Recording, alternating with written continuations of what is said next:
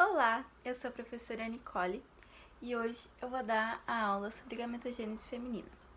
É a aula 2 de gametogênese feminina, que é para completar o que a gente já viu na outra aula e vai corresponder ao vídeo 2 e 3 de embriologia. Para a gente saber e ser mais fácil para o nosso aprendizado, eu resolvi começar apresentando o sistema reprodutor feminino e onde fica cada parte, onde é localizado cada parte que a gente vai estudar depois, para mentalmente vocês já saberem como é que acontece dentro do nosso corpo, como é localizado os órgãos do sistema reprodutor feminino. Então, aqui, essa imagem, ela é vista como se aqui fosse, para cima fosse a cabeça da mulher e para baixo aqui fosse a vagina. Então, o pênis é introduzido assim, né, nesse sentido, e aqui fica depositado os espermatozoides quando acontece, né, a ejaculação. Aqui é o útero da mulher. As paredes que revestem o útero é o endométrio. Depois a gente vai ver melhor e estudar cada partezinha. Então aqui tem um ovário, nesses dois lados tem o ovário e o ligamento ovariano. Aqui é a tuba uterina. Ela é dividida em 4 partes: a intramural, o istmo, a ampola e um fúndio. E nessa parte da ampola que acontece a fecundação. O ovário. O ovário ele é revestido por um epitélio simples, pavimentoso ou cúbico, contínuo ao mesovário. Ele é dividido em 2 zonas, a cortical e a medular. A zona medular, aqui tem a imagem, né? Uma fitocromografia. Então, o epitélio é essa parte aqui, né? A parede que reveste. Aí tem a zona cortical, que ela tá marcada aqui, e os folículos em crescimento e o corpo lúteo. O corpo lúteo é essa parte aqui, que é o corpo lúteo, e a zona medular tá marcada aqui, né? Esta parte aqui, mais clarinha. Então, a zona cortical ela tem um estroma de tecido do conjuntivo frouxo com abundância de fibroblastos, onde estão localizados os folículos ovarianos. E na maturação do gameta feminino, ela está muito ligada com o seu revestimento celular, devido o prolongamento dos celulares e as junções comunicantes, onde acontece a troca de nutrientes e fatores que regulam a oogênese. Como eu comentei, a maturação do oócito está diretamente ligada com seus folículos ovarianos. Então, os folículos ovarianos, eles são formados pelas células germinativas e pelas células foliculares. O folículo primordial é o oócito primário e as camadas de células foliculares pavimentosas. Já o folículo em crescimento, ele acontece quando a célula está crescendo, ela está aumentando as suas organelas e ela está expandindo de volume. E ela é unilaminar quando tem somente uma camada de células foliculares cúbicas, diferente das outras que eram células foliculares pavimentosas. Já o folículo em crescimento multilaminar é quando tem mais de uma camada de células foliculares cúbicas. Já o folículo maduro é quando ele é independente do hormônio FSH e sofre a ovulação. E a atresia folicular é quando esses folículos eles não são utilizados, né, eles não acontece a fecundação, e eles se degeneram e são reabsorvidos pelo corpo da mulher. Aqui para ilustrar, a gente tem os folículos primordiais, que são esses menorzinhos aqui, os folículos em crescimento unilaminar, que é este aqui, depois a gente vê melhor porque que é fácil de identificar, que só tem uma camada, né, de células foliculares cúbicas, o multilaminar, que é este aqui, que dá pra ver certinho, ó, multilaminar, mais de uma camada, e o entral, que é esse grandão aqui. Depois a gente vai ver por quê, e realmente o tamanho está diretamente ligado ao folículo, porque que este é menor que este, por exemplo. Os folículos ovários e folículos ovarianos. Como eu já havia falado, tem mais de um tipo. O folículo primordial. O ovário primário, ele é circundado pela zona pelúcida. A zona pelúcida, ela dá pra ver facilmente nos outros que está circundado em vermelho. Mas nesse daqui, a volta deste círculo aqui é a zona pelúcida. e por camadas de células foliculares pavimentosas. Então, quando a gente difere esses dois aqui, não estava aparecendo. Quando a gente difere esses dois aqui, a gente difere que esses aqui são as células foliculares cúbicas. Dá pra ver desse desenho já que essas células são mais quadradinhas, mais de forma cúbicas, do que essas daqui, que são pavimentosas. Eu acho que não deu pra ver quando eu expliquei antes, porque não tava focado, mas aqui em volta desse daqui, no volta desse círculo que está aqui dentro, nos outros dá pra ver melhor porque está em vermelho, mas nesse aqui também tem a zona pelúcida. Já na folículo unilaminar, o ócito primário é secundado pela zona pelúcida, assim como no outro, e por uma camada de células foliculares cúbicas.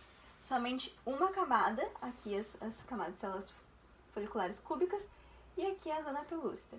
Essa zona pelúcida ela é muito importante pro ócito, porque ela faz com que o espermatozoide, ela protege o ócito do espermatozoide e faz com que aconteça a fecundação de uma forma correta. Ela tem substâncias químicas que protegem o ócito e faz com que o ócito seja fecundado somente por um espermatozoide. Aqui, no folículo multilaminar, o ócito primário é circundado pela zona pelúcida, assim como nos outros, né? E diferente do outro, por mais de uma camada de células foliculares. A camada granulosa, que é esta parte que a gente está vendo aqui, tá? E diferente das outras também, pela teca, que é derivada de fibroblastos. Então, esta partezinha em cinza mais escuro é a teca. Ainda falando de ovários e folículos ovarianos, a gente tem o folículo andral e o folículo maduro. Este folículo maduro é quando o folículo ele já está pronto para acontecer a fecundação. Então, somente passando por todos aqueles folículos chega neste, e este é o folículo maduro, né? Este é o folículo que vai estar pronto para acontecer a fecundação. Aqui tem o folículo, como eu tinha explicado antes. Aqui fica o ócito primário. Ele é circundado pela zona pelúcida. Aqui está marcado em ambos os folículos o andro, a zona pelúcida em vermelha. A camada granulosa aqui nessas duas partes. A diferença é que o andro nessa daqui é muito maior. Ela é muito maior. Essa parte branca ela é muito maior, que é o andro. Aí tem a teca interna, que ela é secretadora. E a teca externa, que ela, em ambos, né, ela é fibrosa. E aí a diferença que a gente pode ver dos dois é que aqui o ócito primário já passa a ser o ócito, acontece, né, a troca do ócito primário para o secundário. E este folículo está maduro, está esperando que aconteça a fecundação. E que o folículo se torne depois o óvulo, né? Controle hormonal. É muito importante a gente saber o controle hormonal, porque a gametogênese feminina, ela tem basicamente quatro hormônios principais, que eles são a base de todo o controle de como vai acontecer o processo da gametogênese feminina e de como vai ser formado o gameto feminino é por meio desses hormônios. Tem o hormônio LH, que é o hormônio luteinizante, o hormônio FSH, que não tá aqui, mas é o folículo estimulante, que também é um hormônio muito importante para acontecer, para ter o processo de gametogênese feminina, os estrógenos e a progesterona. Então, o LH ele atua sobre o folículo, ele secreta progesterona e estimula as células tecas, que são aquelas células da última camada que eu havia mostrado no slide anterior do folículo, e secretam andrógenos e desencadeia a reação que origina o ócito secundário responsável pela ovulação. Os estrógenos, ela ativa o LH, né? E são receptores nos folículos, e a progesterona é a retomada da meiose da ovulação. Então, a gente já tinha visto na aula passada que tem um período que fica estacionado na meiose 2. Então, a progesterona, ela faz com que ela por reações químicas, volta a acontecer, né, a meiose, e é concluída a meiose para no final formar o óvulo e acontecer a ovulação. E tanto os estrógenos e as progesteronas, elas dão as características sexuais secundárias e prepara o sistema reprodutor para fertilização. Aqui a gente vai ver fotocromografias dos cortes de ovário de camundongo com diferentes estágios de desenvolvimento dos folículos. Aqui dá pra ver um estágio e aqui dá pra ver outro estágio. Aqui já é um estágio mais final e aqui é um estágio no início, eu acho que é o estágio multilaminar ou unilaminar, eu creio, e esse aqui já é o estágio final, que tem bastante espaço aqui. Eu acho que sim. O ciclo estral. Ele é variado nos animais, e como acontece, né, o ciclo menstrual, o ciclo estral é como acontece nos animais. Aqui a gente tem o lâminas, né, a gente tem as figuras que representam o ciclo estral de camundongos, que é como foi feito o experimento. Como é que a gente sabe que o animal, em qual fase, né, fase do ciclo o animal está? Então, é por meio de esfregaços vaginais. Então, eles fazem com suave, que é cotonetes, parecido com o que a gente faz no exame do Covid agora. Na verdade, eu acho que é o mesmo. Que se passam na fêmea para pegar uma parte das células, né, para pegar a amostra celular, para depois fazer o estudo para saber qual etapa ela tá. Ela pode... Aqui fizeram com diferentes camundongos em diferentes fases. E aqui tem lâmina da figura do proestro, do estro e do maestro. Proestro é o primeiro, e a liberação do FSH e crescimento dos folículos ovarianos. A gente consegue ver células azuis e células rosas, e células nucleares e células anucleares. As primeiras células do citoplasma são as células azuladas, e as últimas são as células rosas devido à queratinização que acontece no processo. Já o estro, que é a segunda etapa, é quando um alto nível de estrógeno.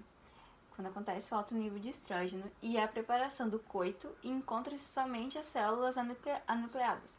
Pode ver que aqui elas estão com uma cor semelhante àquelas daqui, dessas daqui, né? Das finais, não das iniciais, que eram azuis.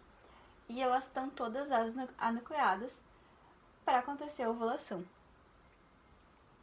E já na última fase, que é a mataestro, ela é infiltração dos leucócitos. Então, os leucócitos são as células de defesa, as células do sistema imune, no útero da vagina. Então, aqui a gente consegue ver células anucleadas, células anucleadas, células nucleadas e leucócitos. Então, a gente consegue facilmente diferenciar essas três, porque essas aqui a gente consegue ver somente células anucleadas, né? Essa daqui já tem células nucleadas, mas a diferenciação visual delas é que a gente consegue enxergar os leucócitos, que são esses pontinhos mais escuros, são os leucócitos, são as células de defesa. E aquelas daqui é facilmente não confundível, porque essa daqui ela tem as células parecidas com essas daqui, tem células anucleadas, né? Só que ela também tem as células azuis, que são as células mais antigas, né? São as primeiras células do citoplasma azulado. E também tem células nucleadas. Agora a gente vai ver sobre o ciclo menstrual. Eu já trouxe esse esquema na aula passada, que foi um esquema que eu fiz, que eu achei mais fácil entender como acontece o ciclo menstrual assim, que é a hipófise produz o FSH, que é o hormônio folículo estimulante, então provoca o crescimento dos folículos. O que é o crescimento dos folículos? Como eu havia falado, tem mais de um tipo de folículo, então um folículo ele passa por todos aqueles folículos que eu havia falado, folículo de crescimento unilaminar, multilaminar, até ele ter o folículo amadurecido, até acontecer a maturação do folículo. Os folículos secretam estrógenos, né, depois que eles estão maduros, e estimulam o crescimento das células base das glândulas uterinas e do estroma. Então, o endométrio é refeito. Essa parte é a parte folicular, a parte proliferativa. Então, acontece um aumento brusco dos estrógenos, que provoca um pico do LH. Então, acontece a ovulação. O corpo lúteo, estimulado pelo LH, produz a progesterona. Então, a progesterona mantém o endométrio inibindo as contrações do miométrio. As glândulas do endométrio secretam substâncias para serem consumidas pelo embrião. Corpo lúteo, ele sobrevive de 10 a 14 dias e não ocorre a fertilização. Se não acontecer a fertilização, ele acaba se degenerando. Esta fase, todo este processo daqui até aqui, é a fase lúteo, a fase progestacional. Então, o corpo lúteo, né, se degenera porque baixa os níveis de LH e não há o HCG do embrião. Sem a progesterona, o endométrio acaba liberando as prostaglandinas e o miométrio contrai e expulsa o endométrio, que é a nossa menstruação, e dá início à fase menstrual novamente. Para a gente entender ainda melhor como acontece o ciclo menstrual feminino, a gente tem um gráfico dos hormônios. Aqui vai nos mostrar como os 4 principais hormônios femininos eles agem no nosso corpo e como acontece, né, esse processo de produção do óvulo feminino até acontecer a fecundação e formar o embrião e, enfim, como acontece, né, a gravidez. O ciclo menstrual, ele começa com a fase menstrual, que é a fase onde os nossos hormônios eles estão baixos e a mulher ela tá menstruando, ela tá acontecendo a escamação do endométrio. Quando todo o endométrio foi escamado, o hormônio FSH da hipófise, ele produz, né, a hipófise produz o hormônio FSH para avisar os folículos que eles devem se preparar para acontecer uma nova ovulação. Então, a gente já tinha visto como acontece, né, os folículos. Eles começam do folículo primário e vai passando até o folículo ficar maduro. Ao mesmo tempo, com esse aumento do FSH, acontece aumento do estrógeno. O estrógeno no corpo da mulher, ele faz com que toda a camada do endométrio seja refeita e esteja pronta para receber o embrião. E o pico do estrógeno, ele é quando acontece a ovulação feminina. Quando o estrógeno chega no pico, ele decai e tem um aumento da progesterona. A progesterona, ela é responsável pela lubrificação feminina, pelo muco específico dessa parte, né, um muco mais como se fosse uma clara de ovo. E ela também é responsável para lubrificação, para facilitar a entrada do espermatozoide. Isso é feito pela progesterona. E essa é a fase secretora, aquela fase que eu havia falado, do folículo. Uma coisa importante que eu havia esquecido de falar é que quando acontece a ovulação, o folículo, essa parte do folículo, ele acaba liberando o oócito na tuba uterina. E o folículo, ele se transforma no corpo lúteo. E esse corpo lúteo é o que secreta a progesterona, por isso que ocorre um aumento da progesterona. E aí, nessa parte aqui, é a parte que o corpo, ele tá esperando uma fecundação. Quando não acontece a fecundação, há uma queda brusca dos hormônios, né, porque não aconteceu a fecundação. Então, o endométrio que estava pronto para fecundação e não recebeu, né, a fecundação, não recebeu o embrião ali, ele vai escamar novamente com a baixa dos hormônios, que não vão manter aquilo, que não vai manter o endométrio pronto para receber o embrião e não vai mandar um embrião para ele. Acontece que os hormônios eles decaem e o endométrio acaba escamando e acontece então a fase menstrual novamente. E esse ciclo tem a duração de 28 dias. E nessa fase secretora é o período fértil da mulher.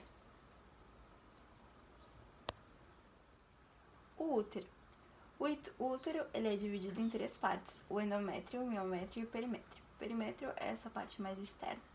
E o miométrio é esta parte aqui, toda essa parte aqui. O endométrio é esta parte que fica mais interna e é onde recebe o embrião e é onde eu havia falado que acontece a escamação, que é a menstruação. E existe o endométrio mesmo quando ele não está sendo escamado, né? Mas acontece uma produção de uma camada mais grossa do endométrio, que é E aí acaba essa parte que acaba escamando, não todo o endométrio em si. Como eu já tinha falado, o nosso útero, ele passa por 3 fases. Ele passa pela fase menstrual, que é a parte que a gente está menstruando, né? Então, o nosso endométrio está escamando. A parte do proliferativa, que é o que eu tinha falado antes, que acontece quando a mulher já menstruou, está passando pela fase de aumento da camada do endométrio, com a fase dos folículos que estão passando pela transformação de maturação dos folículos, e a fase secretora, que eu também já havia explicado ali, que é aquela fase que a progesterona começa a produzir hormônios que lubrificam a mulher, coisas assim, que preparam, né, a mulher para acontecer a fecundação, para acontecer a formação do embrião, enfim, da gestação. E aqui a gente tem três fotomicrografias diferentes de 3 fases do útero. A primeira é a fase menstrual, que dá para notar a ausência do epitélio superficial e da parte do tecido conjuntivo, devido à descamação do endométrio, como eu estava falando. Ó. Então dá pra ver que essa parte que o endométrio, né, a menstruação, a descamação do endométrio, dá pra visualizar isso na fotomicrografia. Já essa daqui, como eu havia falado, né, a fotocromografia do útero na fase proliferativa, que é exibindo as glândulas endometriais do trajeto reto. Nessa parte, o endométrio está sendo refeito, ele já está com as camadas mais espessas e dá para visualizar isso. Já nessa parte aqui, a fotografia do útero na parte secretora. Então dá para ver essas as glândulas aqui mais grossinhas, ó, as glândulas endometriais tortuosas, que são essas glândulas aqui que estão mais gordinhas. Métodos naturais. Deve estar se perguntando por que ainda se estuda os métodos naturais, se hoje sabes que eles não são tão eficazes. Não que eles sejam errados, mas eles não são precisos, e são os métodos de Binning, o método de Ogino, que é a famosa tabelinha, e o método da temperatura basal ou do ritmo. Então, não vou dizer que esses métodos sejam errados, só eles não são os métodos que hoje, como a gente tem uma medicina mais evoluída, não são os métodos que a gente deve se basear para nossa proteção, caso a gente não queira ter um filho. Então, os métodos de Binning, ele é baseado no muco que a mulher secreta ao longo do mês. Então, sabe-se que na parte que ela está fértil, o muco, como eu já havia falado, é como se é uma clara de ovo. Então, ela tá aqui, ó, o muco está mais líquidozinho. Aí, aqui diz, a parte mais a parte do mais espessa e pegajosa é quando a gente tá num período não fértil. E aí tem a variação, né, da transição entre eles. É isso que, há algum tempo, algumas mulheres se baseavam para saber se aquele momento é o que elas podiam, né, realizar a transa, se elas, porque segundo o período fértil delas permitiam ou não. Já o método da tabelinha, ela é conhecida até hoje e ela é calculada como se o ciclo menstrual tem 28 dias e a gente sabe, contando o nosso dia da menstruação, os dias que é o nosso período fértil. Ou seja, a gente sabe pela nossa menstruação, a gente conta os dias e alguns dias depois os nossos dias férteis e tem exatamente os dias férteis. Ou seja, nesses dias férteis são os dias que a mulher não deve ter relações sexuais se não quiser engravidar. Desses dias férteis, um deles é o dia aqui o dia 14, é o dia da ovulação. Então, esse é o dia super fértil. Hoje em dia já tem aplicativos que fazem essa tabelinha e caso não utilize nenhum outro método contraceptivo, tu pode saber qual é o teu dia da ovulação, qual é o teu dia fértil, por meio do aplicativo. No aplicativo tu coloca o teu dia da tua menstruação e quantos dias durou e quantos dias tem o teu ciclo. Porque a maioria dos ciclos, eles são baseados por 28 dias. Mas nem todo ciclo de todas as mulheres são iguais. Alguns ciclos são menores e maiores. Já este método é um método da temperatura basal, ele não é um método errado, ele só não é um método preciso. Isso de fato acontece, os estudos foram comprovados, que quando no nosso dia, na nossa evolução, a gente passa da nossa temperatura natural, que é 36 graus, para um aumento de 36,6 ou 37 graus. Sim, isso acontece, mas esse método ele só é calculado no dia da ovulação. Mas, junto com esse método, ele pode tornar o método da tabelinha ainda mais preciso, né? Porque quando tu sabe o dia da tua ovulação exatamente, não vai ter erros no método da tabelinha. Só que eu fiz mais uma vez. Esses são métodos contraceptivos naturais. E a medicina evoluiu, então a gente sabe que esses métodos não são atualmente os melhores para evitar uma gestação. Já esses métodos, com o avanço da medicina, atualmente são os métodos mais usados para evitar uma gravidez de uma forma hormonal. Há outros métodos que eu já tinha explicado na aula passada, caso não queira engravidar, como fazer a proteção. Então, tem 3 métodos: a pílula anticoncepcional, as injetáveis e os implantes. A pílula anticoncepcional é uma dose diária, ou seja, é tomada todos os dias, e ela contém níveis de estrógeno e progesterona, e faz com que não haja a liberação do FSH e do LH e não estimula o crescimento dos folículos e ovulação. Qual é a eficácia do anticoncepcional? É muito grande, porque como não estimula o crescimento dos folículos e logo não acontece a ovulação, mesmo que o espermatozoide entre no corpo feminino, não vai ter nenhum óvulo para ele ser fecundado, porque a mulher não aconteceu a produção dele. Então, os espermatozoides eles vão ficar no corpo da mulher, mas eles serão degenerados, porque não haverá a formação do óvulo, enfim, não acontecerá a fecundação. Os injetáveis, eles são injetáveis normalmente de 3 a 3 meses, então eles são trimestrais, e é um progesteno que atua nos receptores de progesterona e provoca o espessamento do muco cervical e a supressão da ovulação, assim como da pílula anticoncepcional. Mas, diferente da pílula anticoncepcional, ele tem uma eficácia um pouquinho menor, eu acho que é de 98%, e a pílula anticoncepcional é 99,9%, eu acho, da eficácia. Mas ainda é eficaz e mais eficaz que os métodos naturais. O implante, ele é o método de concepção hormonal mais duradouro. Ele, quando tu coloca, ele dura de 5 a 3 anos. E são cápsulas de silicone com progesteno, com levonorgestrel, e são implantadas subcutaneamente no braço da mulher.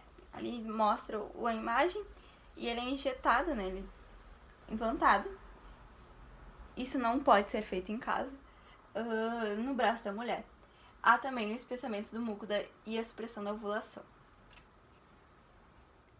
Então, a gente sabe que tem doenças, né, relacionadas com o sistema reprodutor feminino, e as duas principais e mais comum entre as mulheres são o cisto no ovário, que acontece entre mulheres de 15 a 35 anos. E que é? É uma bolsa cheia de líquido que ela se forma dentro ou ao redor do ovário. E ela normalmente é tratada de uma forma natural, mas às vezes não. Em casos mais graves, quando a bolsa é muito grande, ela tem que ser removida. E o tratamento do cisto no ovário é natural, talvez ele saia natural quando ele não está tão desenvolvido, ou por pílulas anticoncepcionais. E um dos sintomas é dores no ovário, dores quando tem relações sexuais. E é isso. Os síndromes dos ovários policísticos, eles são mais graves, nas maioria das vezes, do que cisto no ovário.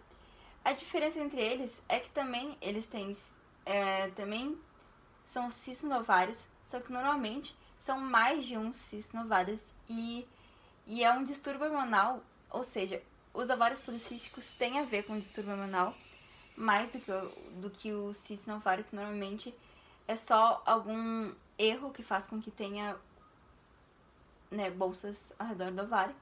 Já no ovários policísticos são distúrbios hormonais que eles têm que ser tratados com essa regulação hormonal, que é normalmente com pílulas anticoncepcionais, com a dose de hormônio correta para a pessoa, né, para a mulher, e fazem que os ovários aumentem, os cistos no ovários aumentem de tamanho.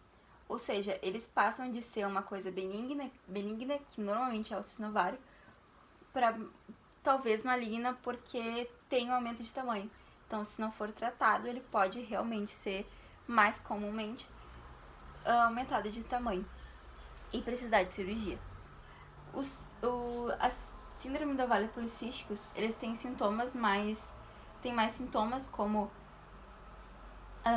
aparecimento de espinhas, como aparecimento de espinhas, desregulação na menstruação, ambos têm. Ambos não têm um ciclo, não menstruam só na fase menstrual. Pode acontecer um escape também. Desregulação de peso também tem.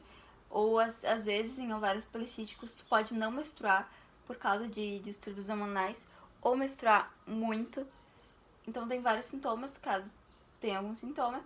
É bom procurar um médico e o diagnóstico de ambas as doenças, elas são realizadas por ecografias para ver os cistos, para visualizar os cistos. Essas são as bibliografias que eu usei, que são os livros de embrião disponibilizado e o Atlas de Biocel também disponibilizado pela professora. E muito obrigada pela aula de hoje.